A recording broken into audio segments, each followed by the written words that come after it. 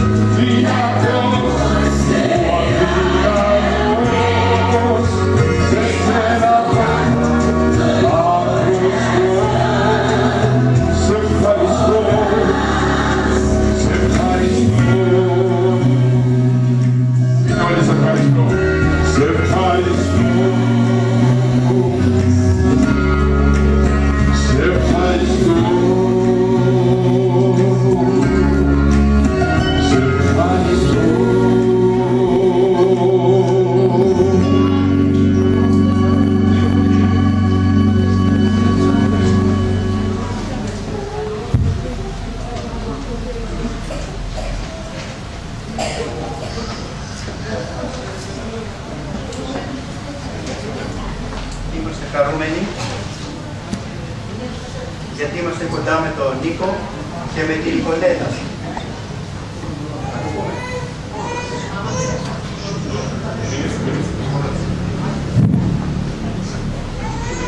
Είμαστε χαρούμενοι, λέω, γιατί είμαστε κοντά στα αδέρφια μας, στον Νίκο και στην Νικολέτα. Και είμαστε χαρούμενοι γιατί έχουμε γάμο. Ο γάμος είναι έκφραση χαράς. Είναι μια ευκαιρία για τους ανθρώπους να χαίρονται. Όποιοι και αν είναι, από όπου και αν κατάγονται, ο γάμος πάντοτε στον πλανήτη Γη αποτελεί μια έκφραση, μια ευκαιρία χαράς. Με όλη τη σημασία της λέξης. Βέβαια ο άνθρωπος μέσα του, στο βάθος του, δεν ξέρει ακριβώς γιατί χαίρεται. Είναι κάτι έμφυτο που το έχει βάλει ο δημιουργός του μέσα και χαίρεται, το απολαμβάνει χωρίς να ξέρει ακριβώς γιατί, εάν δεν ξέρει το δημιουργό του. Ξέρετε, στα χέρια μας όλοι κρατάμε ένα βιβλίο που λέγεται Αγία Γραφή. Ξεκινάει από τη Γέννηση και καταλήγει στην Αποκάλυψη. Είναι ένα βιβλίο που καλύπτει χιλιετηρίδες. Καλύπτει όλες τις χιλιετηρίδες της ιστορίας της γης. Από τον πρώτο άνθρωπο μέχρι και τον τελευταίο που θα υπάρξει πάνω σε αυτό τον πλανήτη. Και δεν ξέρω αν έχετε σκεφτεί ποτέ, αυτός ο κόσμος που υπάρχει, αυτή η οικονομία της δημιουργίας του Θεού που τρέχει και ξετυλίγεται, θα μπορούσαμε να της δώσουμε ένα τίτλο. Και ο τίτλος είναι «Ο γάμος του δημιουργού με την ύφη του». Να το ξαναπώ πάλι. Η επικεφαλίδα, η ταμπέλα που εκφράζει το νόημα της δημιουργίας μέσα στην οποία ζούμε, από τον Αδάμ μέχρι και τον τελευταίο άνθρωπο που θα πατήσει στη γη, είναι ο γάμος του Κυρίου Ιησού Χριστού με την εκλεκτή του, την ύφη του, την Εκκλησία. Αυτό είναι η σπονδυλική στήλη που διατρέχει όλες τις χιλιετηρίδες, όλη την ιστορία όλων των λαών και όλων των εποχών. Και είναι μια ιστορία σε εξέλιξη, διαρκή. Θα πει κανένας, τόσο πολύ διαρκεί ένας γάμος? Όχι, ο γάμος δεν ξέρω αν θα διαρκέσει τόσο πολύ. Είναι η προετοιμασία εκείνου του γάμου. Και κάθε γάμος σαν κι αυτόν είναι ένα μέρος, είναι ένα κομμάτι από τη χαρά που θα γευτούμε σε εκείνο το γάμο. Και η χαρά εκείνου του γάμου θα είναι ασύγκριτη, αζύγιστη. Δεν θα μπορεί να τη μετρήσει κανένας. Δεν μπορούμε καν να τη φανταστούμε όντας μέσα σε αυτό το κέλυφο στο χωματένιο. Και θα ήθελα να δούμε αυτή την ιστορία της γης για την προετοιμασία εκείνου του γάμου του μεγάλου σε 5 φάσεις.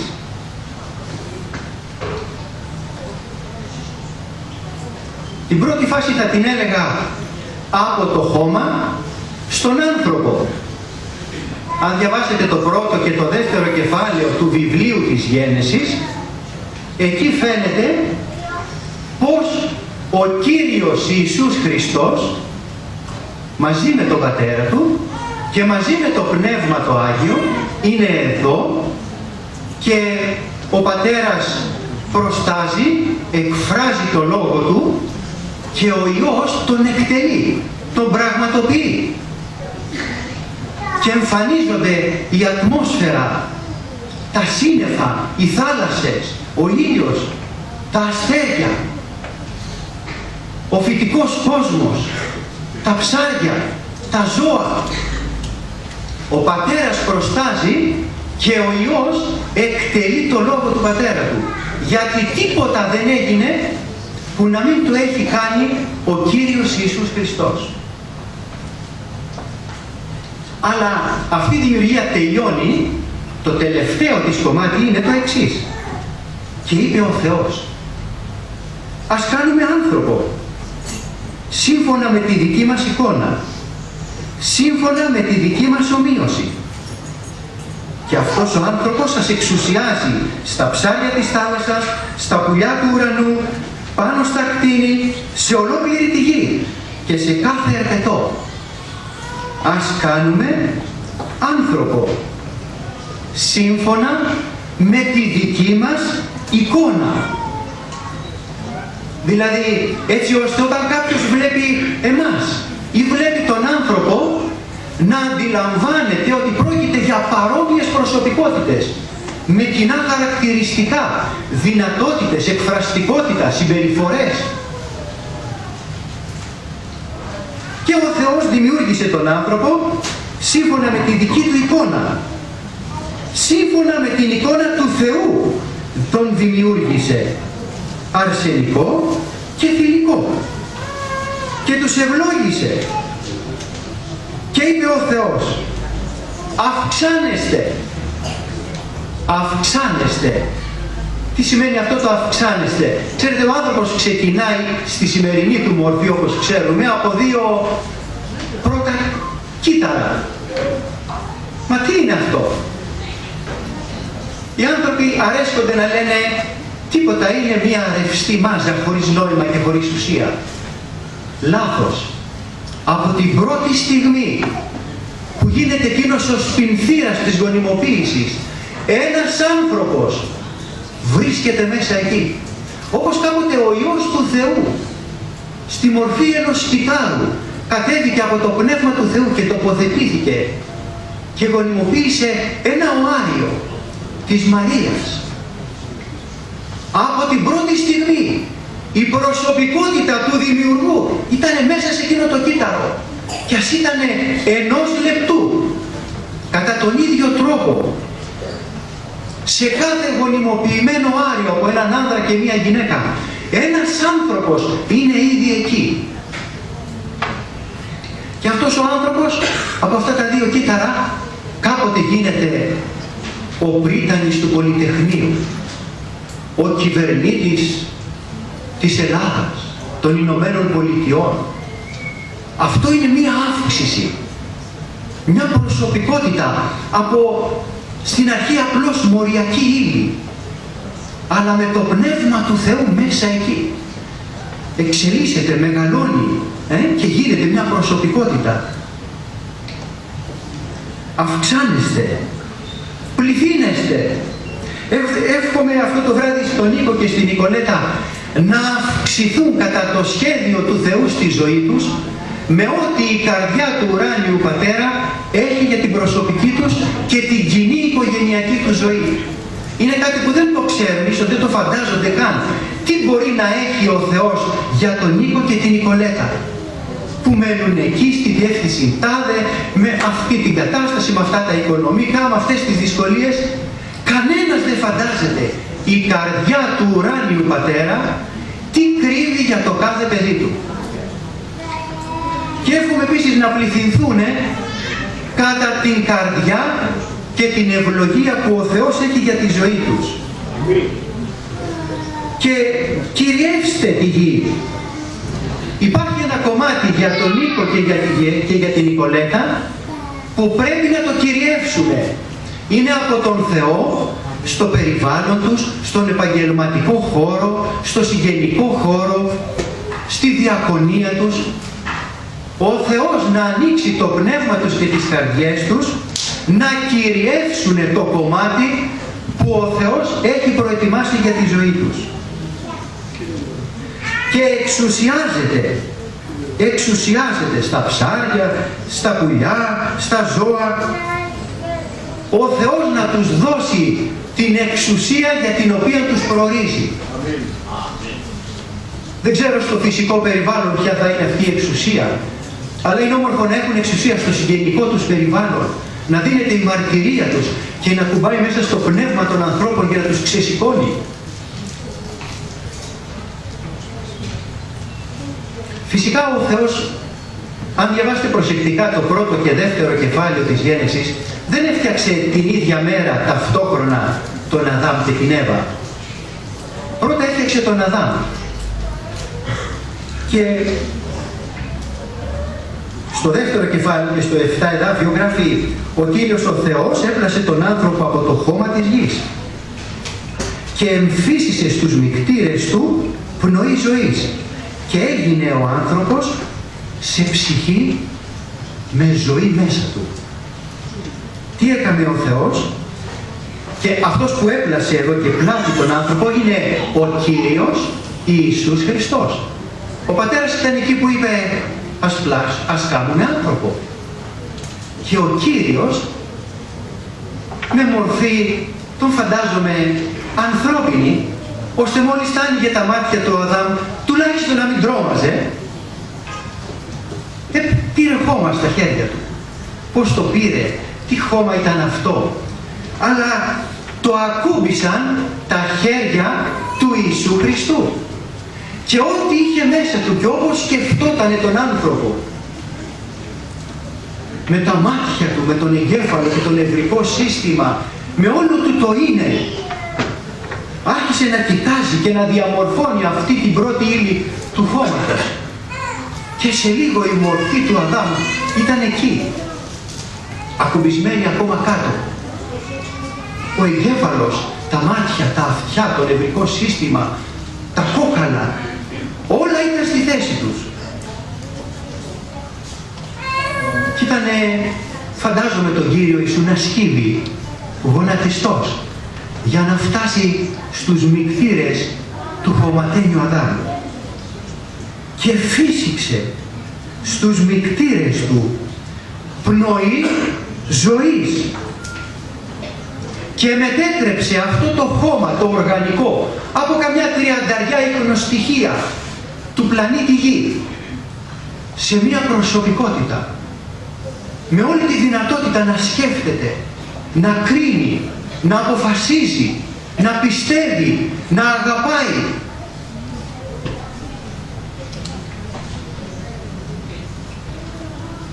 Αυτή είναι η πρώτη φάση.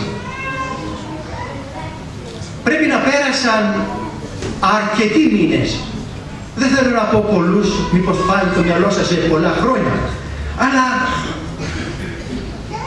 ο Θεός, ο Κύριος Ιησούς Χριστός, παρόν στον πλανήτη Γη, εσπούδασε τον Αδάμ.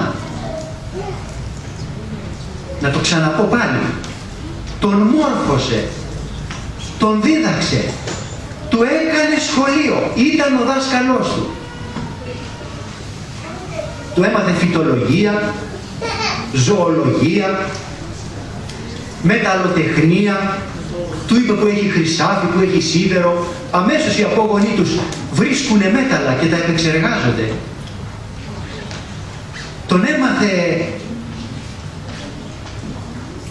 να παίρνει το νερό από τα ποτάμια και να κάνει αρδευτικά συστήματα. Αμέσως από την πρώτη μέρα άρχισε να του λέει γλώσσες, λέξεις. Του έκανε γλωσσολογία.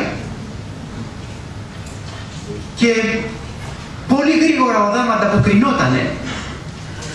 Λίγο αργότερα του είπε, άκουσε Αδάμ, εσύ τώρα θα ονομάσεις όλα τα ζώα. Μιλάμε για μερικές εκατοντάδες χιλιάδες, κάπου στις 200 τόσες χιλιάδες, 50.000, είναι το ζωικό βασίλειο. Κάμια λίγο πάνω από 100.000 είναι όλα τα πτηνά, τα πετεινά. Λίγο λιγότερο από 100.000 πρέπει να είναι τα είδη της θάλασσας. Και του είπε ο Κύριος, θα τα κοιτάξεις, θα τα προσέξεις, θα τα παρατηρήσεις και θα τους δώσεις τώρα εσύ ονόματα. Να διαβάσετε τα πρώτα κεφάλαια, ο Θεός έδινε στην αρχή ονόματα. Αυτό τώρα είναι σκοτάδι. Αυτό είναι φως. Αυτό είναι ημέρα. Αυτό είναι νύχτα. Και τώρα είπε, σε έμαθα, σε δίδαξα, σου είπα τις πρώτες λέξεις, έλα τώρα, εσύ θα ζήσεις με αυτά, θα τα διαχειριστείς. Και αυτός ο φοβερός εγκέφαλος, τουλάχιστον 10 φορές πιο δυνατός από το δυνατότερο εγκέφαλο που υπάρχει σήμερα, του Χόκινγκ, του Αϊνστάιν, δεν ξέρω ποιανού, και με μνήμη τουλάχιστον 10 φορές πιο μεγάλη από την ικανότερη μνήμη, κατέγραφε μέσα του όλη αυτή την αξία. Τον δίδαξε, τον μόρφωσε και τον σπούδασε. Εύχομαι στον Νίκο να του δοθεί η ευκαιρία που δεν είχε μέχρι τώρα να σπουδάσει, να μορφωθεί, να μάθει κάτι, μια τέχνη, μια επιστήμη, δεν ξέρω τι, με τον καλύτερο τρόπο, με τον πληρέστερο τρόπο και να γίνει ένας πρώτος στο είδος του ο Νίκος και να λένε κοίταξε αυτός ο άνθρωπος, τον επισκέφτηκε η χάρη του Θεού και πήρε μέσα του κάτι από τη σοφία του Θεού και ξέρει να τη χρησιμοποιεί τώρα σε αυτή τη γη με έναν ωφέλιμο τρόπο, να γίνεται χρήσιμος και στους άλλους και στο περιβάλλον του και να ζει ευλογημένα την οικογένειά του. Το εύχομαι με όλη μου τη δύναμη στον αγαπητό τον Νίκο. Και αφού πέρασε το διάστημα που έπρεπε να περάσει, κάπου και ο Αδάμ είχε κουραστεί. Έβλεπε τα ζώα με το τέρι τους, έβλεπε τα πουλάκια το βράδυ να κουρνιάζουν δυο-δυο πάνω στα αυγά των μικρών τους εκεί στις φωλιές τους. Και εκείνος μόνος του. δεν ξέρω πού την έβγαζε τα βράδια. Ευλογημένο και άγιο ακόμα το περιβάλλον του παραδείσου. Αλλά το παρατήρησε και ο Κύριος και του είπε, Αδάμ, τώρα είναι η ώρα. Έλα. Αμήν. Και κοιτάξτε κάτι καταπληκτικό. Είναι το δεύτερο κομμάτι μέσα στη συνέχεια αυτού του γάμου που μελετάμε. Ο Κύριος δεν πήρε χώμα ξανά και να αρχίσει πάλι να το πλάθει και πάλι να το διαμορφώνει.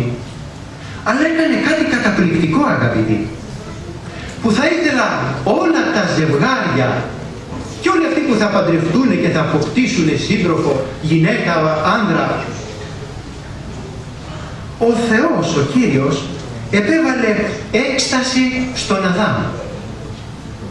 Κοινώς θα λέγαμε σήμερα νάρκωση.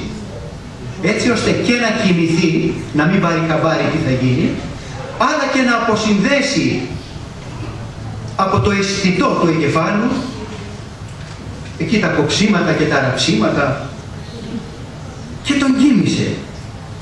Και πήρε μια από τις πλευρές του. Και προφανώς λίγη σάρκα από εκεί, κρέας, νεύρα, ό,τι περιείχε.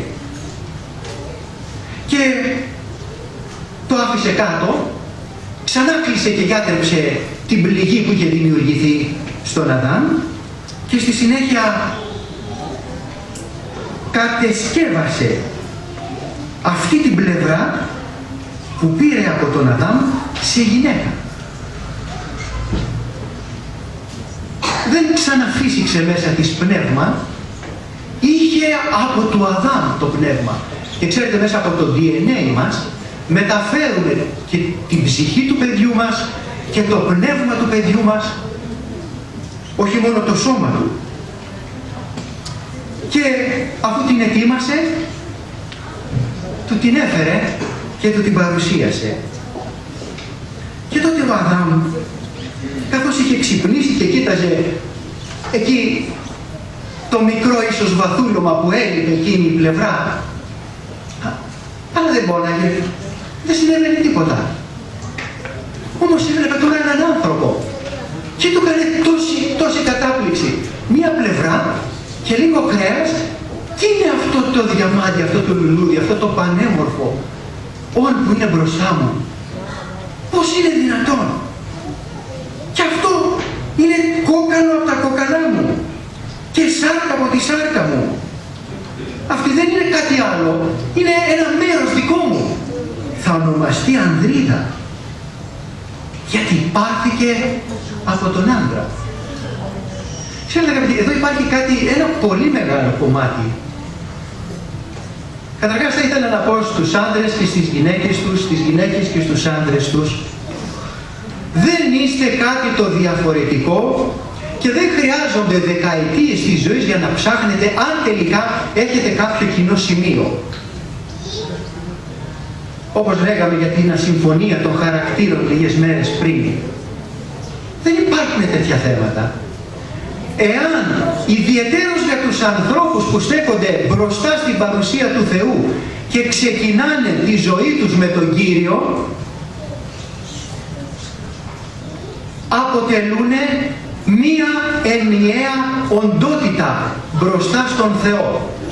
Δεν είναι δύο διαφορετικές οντότητες που απλώς συνυπάρχουν και μοιράζονται την κατσαρόλα και το δωμάτιο. Πρόκειται κατά τη λογική του Θεού, και θα σας πω αργότερα γιατί, πρόκειται για μία ενιαία και αδιάσπαστη διπλή οντότητα. Και αυτό είναι καλό να το ξέρουμε από την πρώτη στιγμή που ξεκινάμε τη ζωή μας. Για να μην χάνουμε δεκαετίες, επαναλαμβάνω, ψάχνοντας να βρούμε κάτι κοινό και να μην το βρίσκουμε. Γι' αυτό και ο άνθρωπος θα αφήσει τον πατέρα του και τη μητέρα του και θα προσκοληθεί στη γυναίκα του. Και θα είναι οι δυο σάρκα μία. Όντως είναι σάρκα μία για τον Θεό. Και βλέπετε είναι δεσμός δυνατότερος από τον γιο με τον πατέρα, από την κόρη με τον πατέρα και τη μητέρα. Και αυτό θα τον αφήσει. Τώρα υπάρχει κάτι πιο σοβαρό, πιο δυνατό, που εκφράζει την καρδιά του σχεδίου του Θεού. Εκείνο το γάμο το μοναδικό που περιμένουμε να γίνει. Έτσι, από το χώμα, στην πρώτη φάση, πήγαμε στον άνθρωπο. Και σε αυτή τη δεύτερη φάση, από τον έναν άνθρωπο, πήγαμε στους δυο. Δηλαδή, στην οικογένεια. Ξέρετε αγαπητοί, όσο φοβερό είναι, όσο φοβερό και μεγάλο, γεννήθηκε στο μεευτήριο ένα παιδί, ένα μωρό, και μαζευόμαστε όλοι, και λουλούδια και τούρτες. Άνθρωπος ήρθε στην ύπαρξη.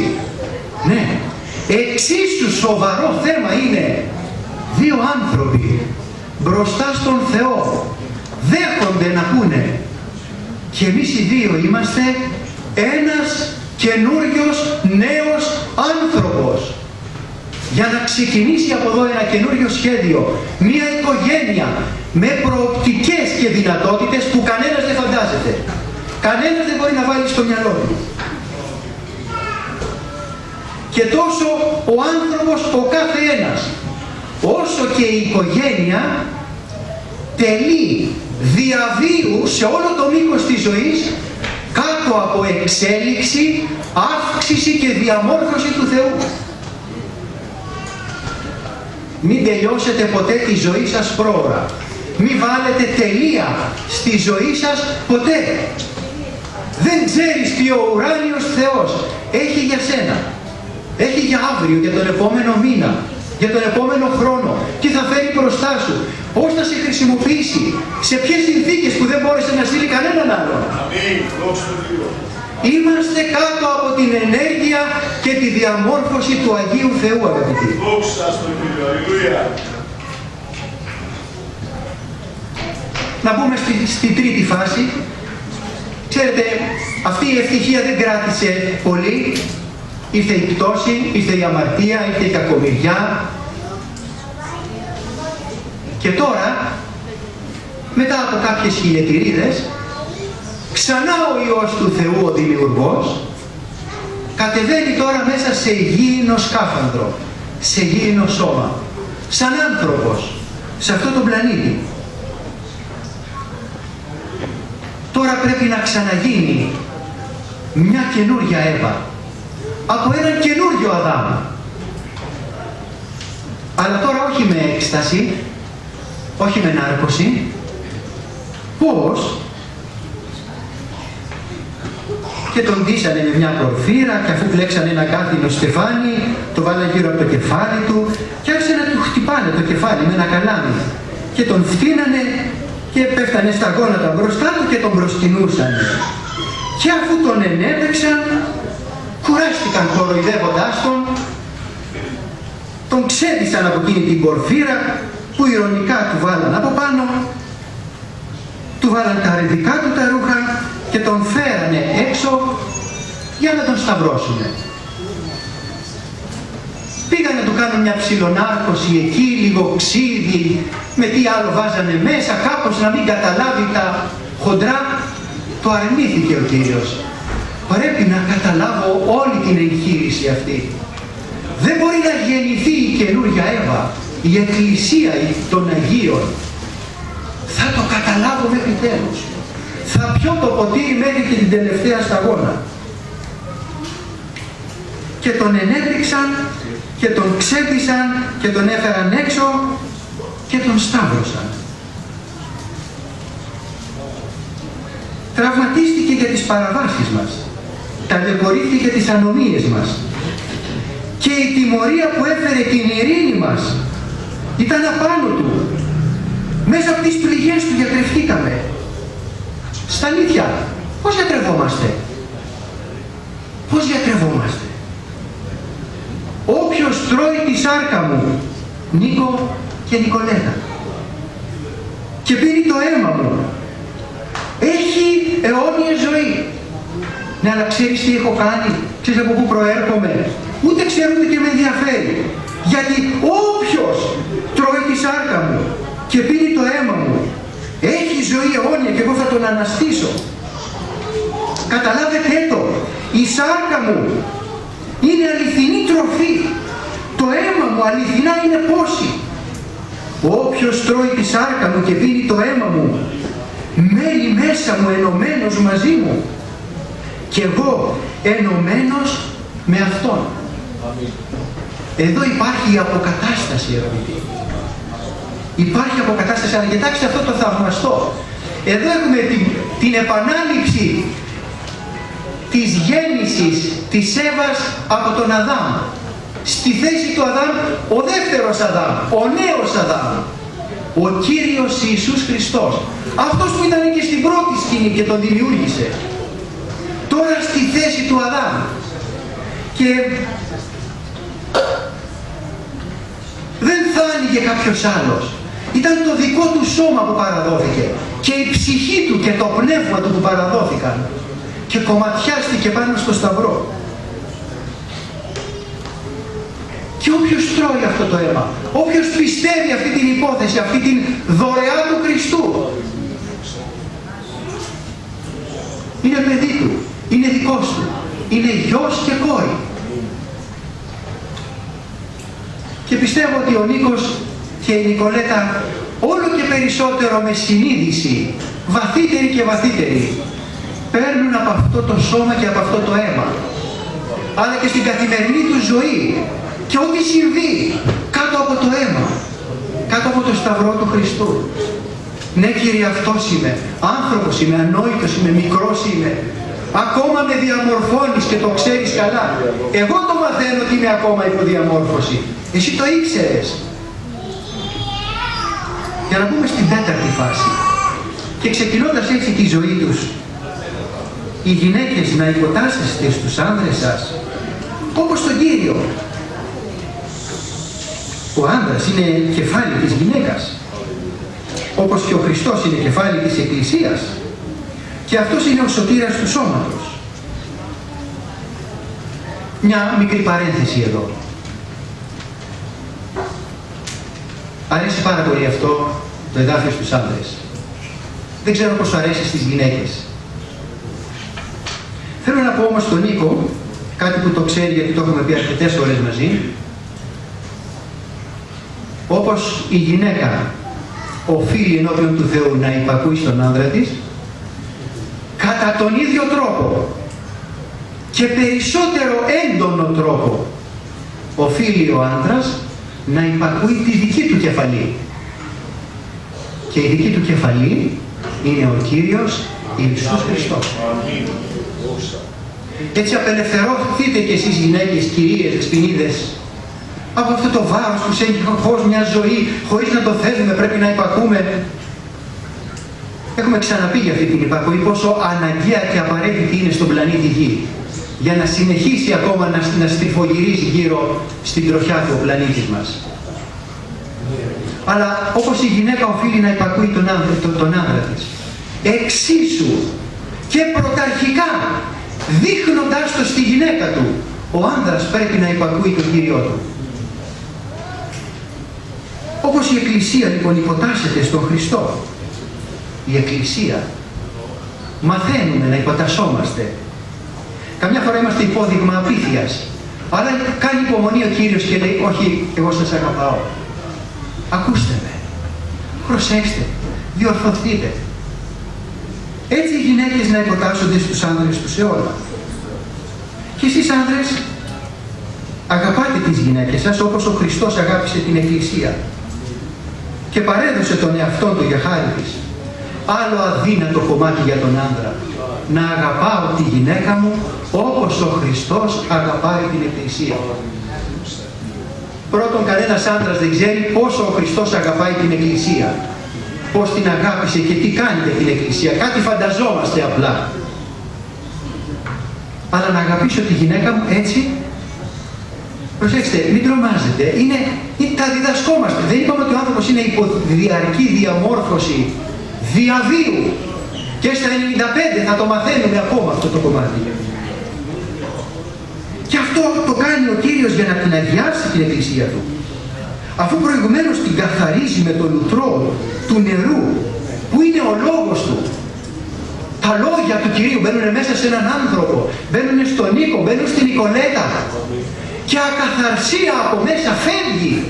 Αντιλήψεις ανόητες, σκοταδιασμένες, πεποιθήσεις κακές πετάγονται έξω στο καλάθι των αχρήστων.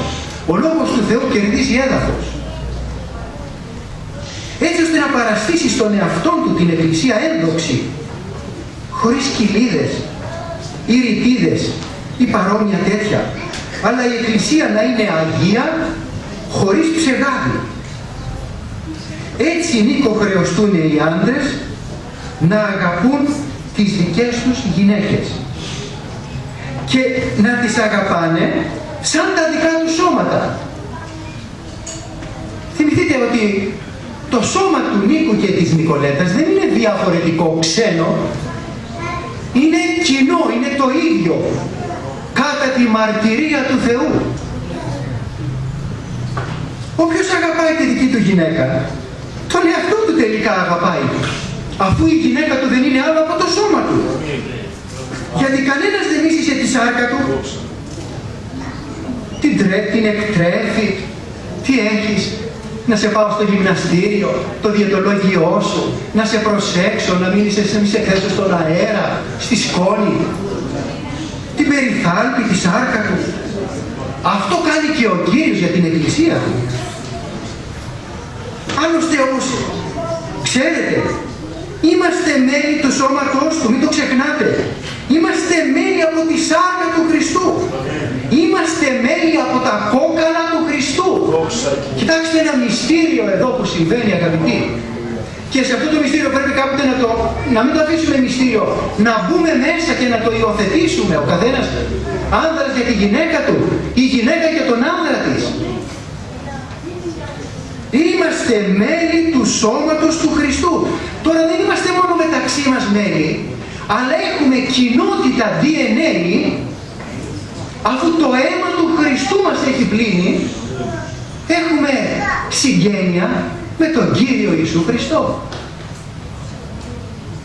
Γι' αυτό στην Γένεση, εκεί ο Αδάμ προφητικά είχε πει, θα αφήσει ο άνθρωπος τον πατέρα του, τη μητέρα του, θα προσχοληθεί στη γυναίκα του και θα είναι δύο η σάρκα μία.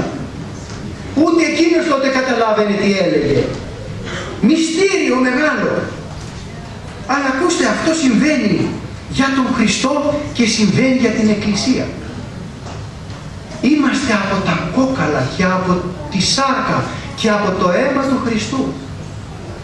Είδε αυτό το πνεύμα του Θεού να το περάσει μέσα στο πνεύμα μας, μέσα στην καρδιά μας να κυκλοφορήσει και να το δούμε πώς βιώνεται αυτό, αγαπητοί.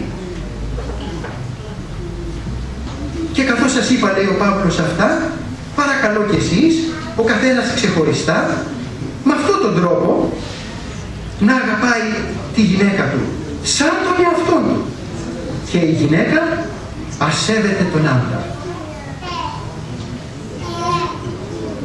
Από εδώ και πέρα μπροστά είναι η ζωή. Για τον Νίκο, για την Νικολέτα, για μας, τους υπόλοιπους, για αυτούς που δεν παντρεύτηκαν ακόμα, μέσα στα περιθώρια της χάριτος του Θεού. Και όλα αυτά παίρνουν πράγματι σάρκα και οστά. Μέσα στο πνεύμα μας πρώτα, μετά στην ψυχή μας και πάνω στο σώμα μας. Και δουλεύει ο Θεός και εργάζεται ο Κύριος.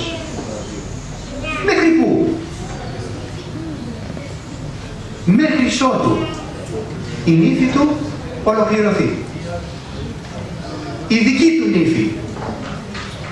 Είπαμε στην αρχή ξεκινώντας να βάλουμε ένα τίτλο στην οικονομία των χιλιατηρίδων που ζούμε. Από την πρώτη σελίδα μέχρι την τελευταία της Αγίας Γραφής. Ένας γάμος είναι. Ο γάμος του αρνίου. Ο γάμος του μεγάλου νυμφίου. Με την ύφη του. Και εμείς ετοιμαζόμαστε σαν ζωντανά κύτταρα να πάρουμε μέρος σε εκείνο το γάμο. Και άκουσα σαν φωνή από μεγάλο πλήθος προς το τέλος της Αποκάλυψης. Σαν φωνή από πολλά νερά. Σαν φωνή από ισχυρές βροντές που έλεγαν Αλληλούια! Εβασίλευσε ο Κύριος ο Θεός ο Παντοκράτορας. Είναι ώρα να χαρούμε, να αγαλιαστούμε και να δώσουμε στον Θεό τη δόξα. Επιτέλους ήρθε ο γάμος του αρνίου και η γυναίκα του ετοίμασε τον εαυτό της. Τι κάνουμε? Γιατί ζούμε? Έχω μια δουλειά, έχω ένα μαγαζί, έχω ένα χωραφάκι, ξέρω εγώ τι έχω. Γιατί ζούμε? Ετοιμαζόμαστε σαν μέρος του ζωντανού σώματος του Κυρίου Ιησού Χριστού για εκείνη την ώρα, για τους γάμους του αρνίου και της γυναίκας του που ετοίμασε τον εαυτό της. Και αυτό ας το κρατήσουμε, αγαπητοί, μέσα μας. Τι είναι η κάθε μέρα μας? Ένα κομματάκι να ετοιμάσω, όσο πιο συνειδητά μπορώ να το κάνω, να ετοιμάζω τον εαυτό μου για αυτή την ώρα. Και της δόθηκε να ντυθεί εκλεκτής ποιότητας λινό καθαρό και λαμπερό, κάτασπρο. Γιατί το εκλεκτής ποιότητας λινό, αυτό το κατάλευκο και κάτασπρο, είναι τα δικαιώματα των Αγίων. Και από εκεί και πέρα δεν τελειώνουν τα πράγματα, απλώς θα αρχίσει μια νέα οικονομία. Κανείς μας δεν την ξέρει, κανείς δεν τη φαντάζεται. Κάτι καινούριο, πρωτόγνωρο. Θα κλείσει μια παρένθεση χιλιετηρίδων σε αυτό το σύστημα. Μια καινούρια θα ανοίξει. Τι μέλλον υπάρχει μπροστά, αγαπητοί? Τι μέλλον υπάρχει? Τι δόξα Θεού υπάρχει? Ευλογημένο το Άγιο όνομά Του. Και κάθε ευλογία στον Νίκο, στην Νικολέτα, σε κάθε μέρα της ζωής τους, σε κάθε κομμάτι, σε κάθε τομέα, στο όνομα του Κυρίου Ιησού.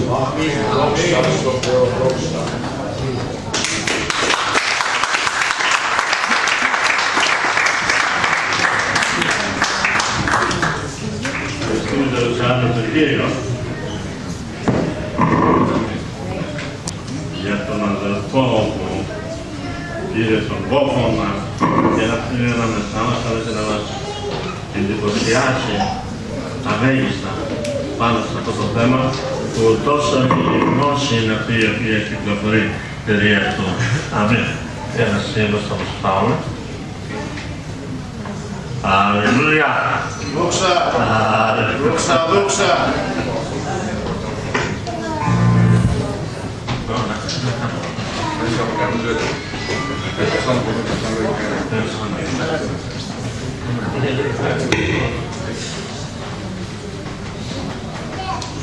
Όλοι ξέρουμε τον Πάτερ ημών, το ξέρουμε. Έβαλα λίγο πιο απλά λόγια με μια πολύ όμορφη μουσική και είναι μουσική προσευχή για αυτή την περίσταση που έχουμε εδώ πέρα πριν την κοινωνία. Λοιπόν, πρώτη φορά το κάνω στη δημοτική. Έτοιμος.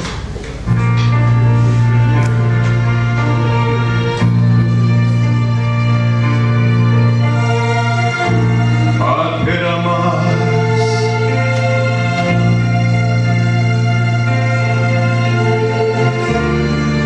που είσαι στους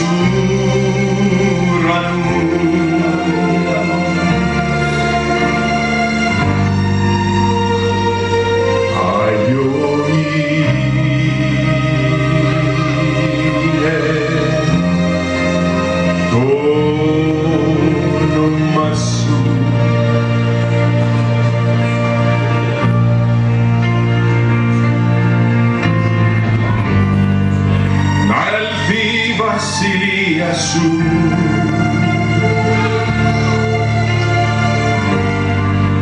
και να γίνει το θέλημά σου, όπως στον ουρανό, έτσι και εδώ στη γη.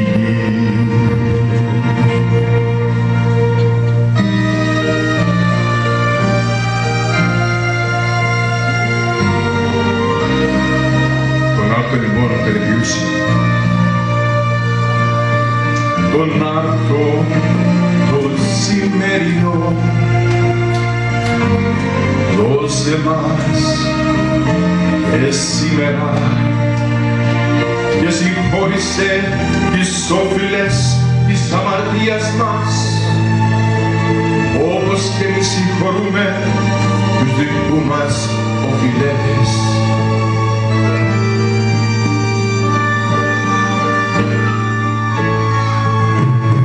Μη μας αφήσεις να μπούμε σε πειρασμό, ελευθέρωσέ μας από το πόνηρο, γιατί σε σένα ανήκει η βασιλεία και η δύναμη και η δόξα στους αιώνες.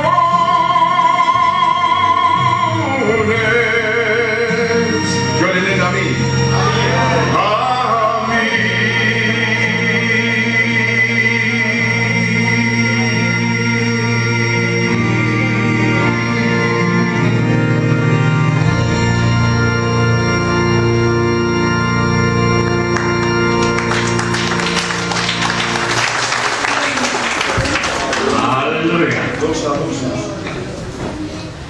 Όταν δεν είχα ακόμα δώσει την καρδιά μου στον Κύριο, αφημιζόμουν για γλεντζές. Και τελικά στο Μόντερ του Καναδά που ήμουνα, έτσι κάποιοι μου μιλήσαν για τον Χριστό. Έδωσα την καρδιά μου στον Κύριο και καταλαβαίνετε, μετά ξεκίνησα να μιλάω στους άλλους για τον Χριστό, έτσι ξεκίνησε μια άλλη πορεία στη ζωή μου.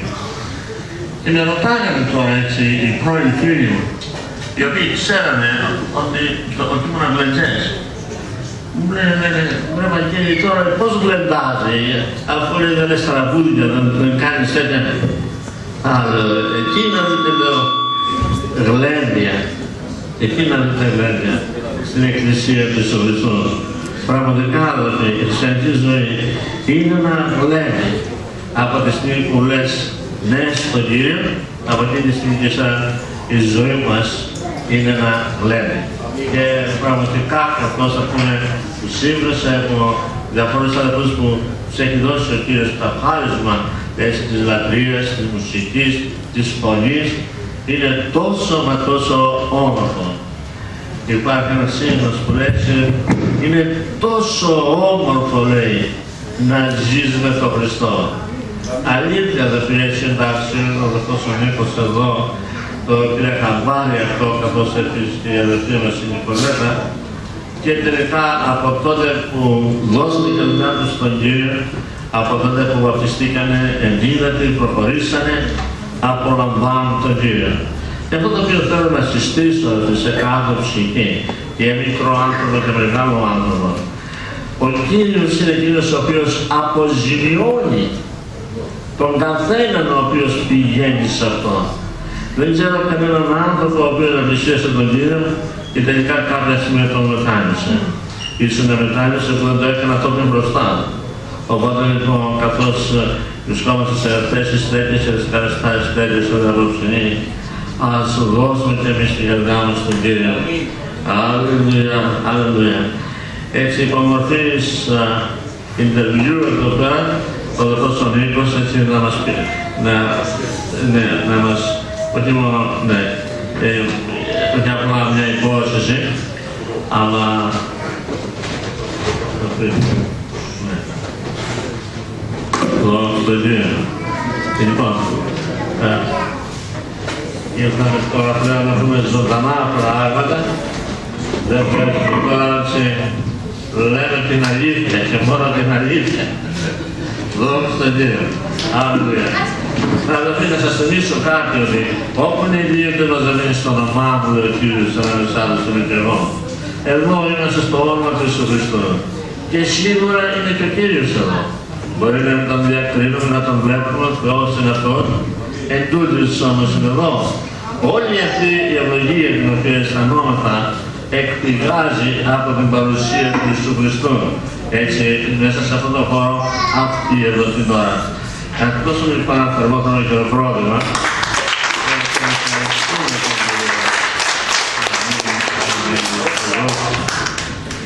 Αγαπητέ αδερφέ Νίκο, υπόσχεσαι ότι όπως ο Κύριος Ιησούς αγάπησε την Εκκλησία, έτσι θα αγαπάς και εσύ την αδερφή Νικολέτα.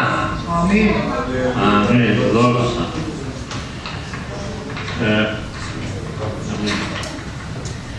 Υπόσχεσαι ότι όπως λέει ο Λόγος του Θεού θα αποδίδεις σε αυτήν την οφειλωμένη έγνοια, όπως ο Κύριος λέει.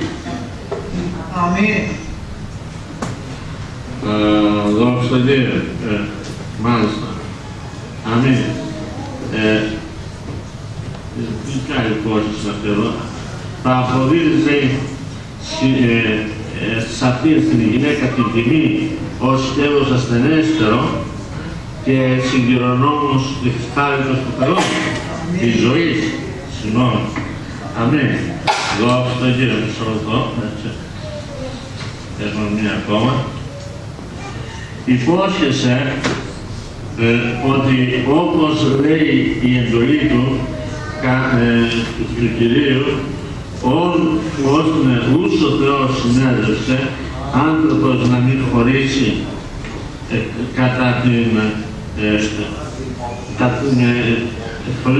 με κανένα πρόσωπο ή περίσταση της ζωής, να σε χωρίσει από αυτήν, από την Νικολέτα, παρά μόνο ο θάνατος.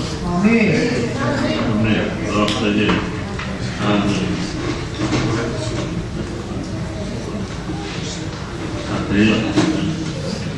Ναι, αδερφή Νικολέτα, υπόσχεσαι ότι όπως η Εκκλησία υποτάσσεται στον Χριστό κατά τον ίδιο, κατά πάντα,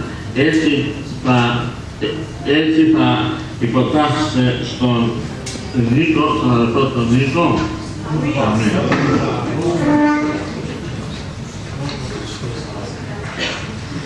Υπόσχεσαι ότι όπως ο Λόγος του Θεού λέει ότι κεφαλή της γυναικός είναι ο ανήρ,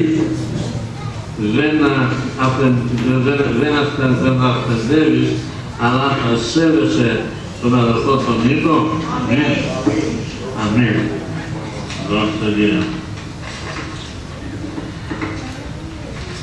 Υπόσχεσαι ότι όπως λέει η εντολή του Κυρίου, πως ο Θεός, ούς ο Θεός συνέδρευσε, άνθρωπος μη χωριζέτων. Αμήν. Ότι επίσης κανένα πρόσωπο ή περίσταση της ζωής δεν θα σε χωρίσει από τον αδελφό τον Νίκο, παρά μόνο ο θάνατος. Αμήν. Δόξα. Αλληλούια. Κύριε Σαββαγό, λάμπρατε, διόφωνετε, όπως θέλεις. Δόξα τω Κύριε. Αλληλούια. Αμήν. Δόξα, δόξα, δόξα. Έχεις τη χάρη. Αλληλούια. Λοιπόν.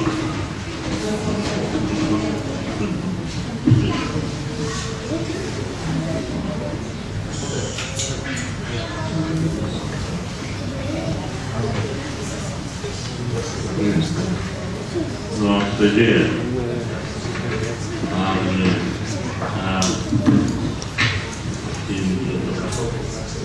Κατόπιν των υποσχέσεων τούτων, και εγώ ως αναγνωρισμένος λειτουργός της Εκκλησίας του Ιησού Χριστού στις Σαχαρνές, σας ανακηρύττω σε συζύγους και ούς ο Θεός συνέδρευσε, άνθρωπος μη χωρισμένο.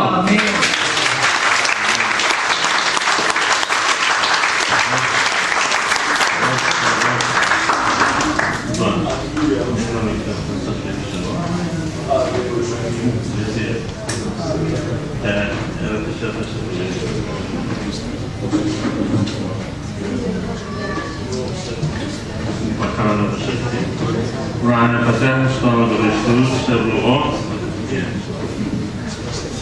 Σε δοξάζω, Κύριε, γιατί το ευαγγελιό σου κηρύττεται, Κύριε. Οι άνθρωποι, Κύριε, σώζονται, ομολογούν, Κύριε, τις αμαρτίες τους και καταπέμπουν σε σένα και λαβαίνουν από σένα το συγγνώμη, Κύριε, των αμαρτιών των, Κύριε, καθώς εξομολογούνται, Κύριε, τις παραβάσεις τους. Σε ευλογώ και σε ευχαριστώ για την Αγία πίστη που κατοίκησε μέσα στις καρδιές του ζευγαριού αυτού. Αρχικά βρήκανε ο ένας τον άλλον και στη συνέχεια, Κύριε, βρήκανε εσένα, ο οποίος τους συμπληρώνεις όσο καμιά άλλη δύναμη ή αξία στη ζωή αυτή. Έρης ο ευλογημένος, Θεέ του Ισραήλ, Πατέρα του Ιησού Χριστού, εσύ ο οποίος έκανες τα πάντα για τον εαυτό σου.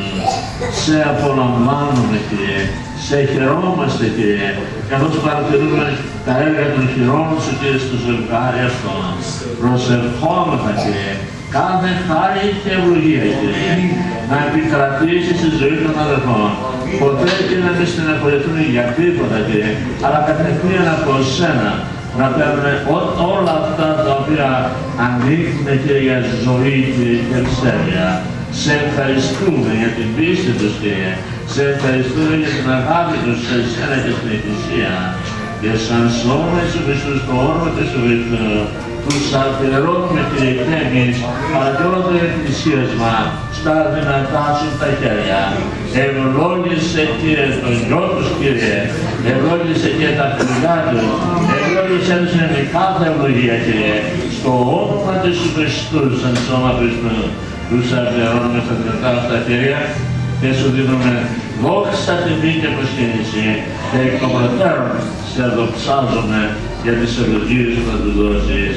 Αμήν, αμήν, δόξα, αμήν, αμήν.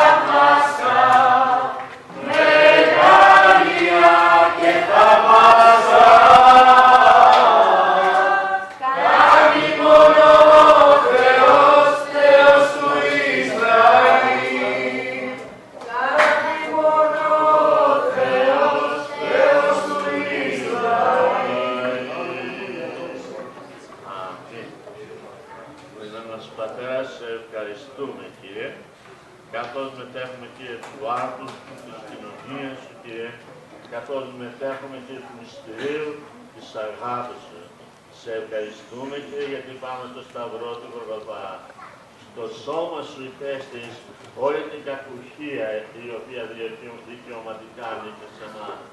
Και με τις πληγές σου, Κύριε, μας περάπευσες, μας ανάστασες μια καινούργια ζωή.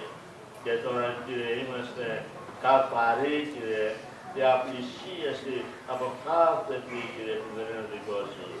Σε ευχαριστούμε, Κύριε, που καταλάβαμε, Κύριε, τη σωτηρία σου.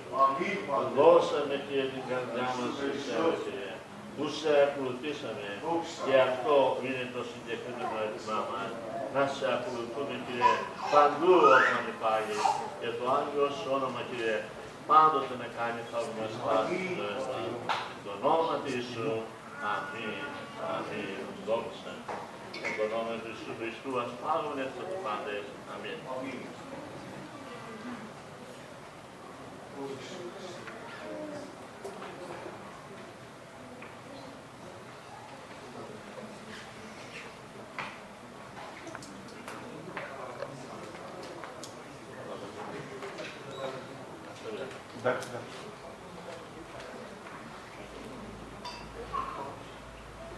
Το όνομα του Ιησού Χριστού, δύο μισό που πάμε.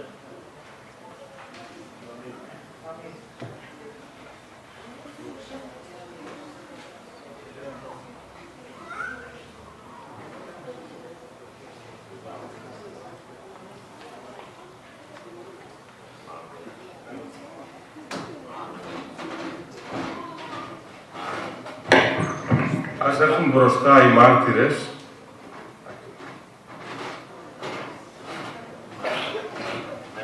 μετά από τις υποθέσεις αυτές, και εγώ, σαν εκπρόσωπος της Εκκλησίας του Ιησού Χριστού, να ανακηρύσω εσάς σε συζύγους και ούσο Θεός συνέδωσε άνθρωπο μη χωριζέτο, να μην μας υπογράψουν οι μάρτυρες. Μάρτυρα. Πάρε. Δόξα.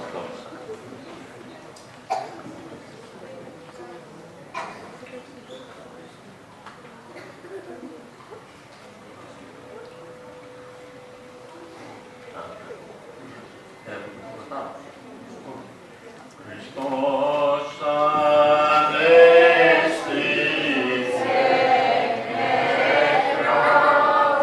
θανάτω, παδίσας,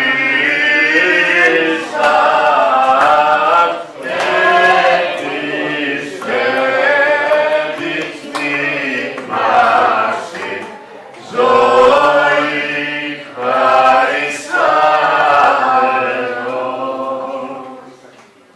ευχαριστούμε κάθε επισκέπτη, κάθε έναν ο οποίος έτσι βρέθηκε στους χαρές των παιδιών, ο οποίος να σας ευλογήσει.